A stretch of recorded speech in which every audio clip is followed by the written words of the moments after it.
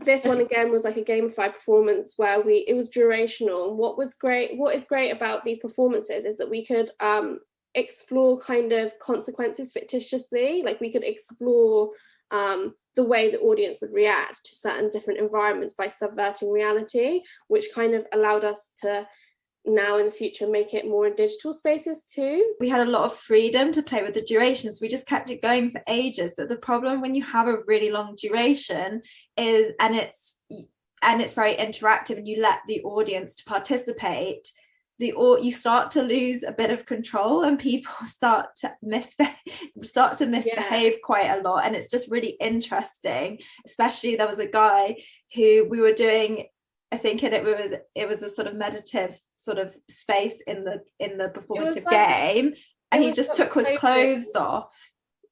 Yeah, it was like about closing the end of the performance. So we were kind of doing, everyone had their eyes closed. It was very vulnerable, and this guy took all of his clothes off, and I told him to put his fucking clothes back on like shouted it during the meditation type experience. But what was really interesting was that people were going quite mental, because there was a load of kind of like high energy, I think, of like not really understanding what these people are doing. So I think all the performers were female, and we all had these like different interactions, but the audience had to try to understand what they meant, but they lost control during the performance, and there was like live music and stuff like that. So it really started to like create this energy of people wanting to gain back control. You know, in the first hour, people are really polite, and then people start to really believe in the simulation and really get involved in the world the longer it goes on.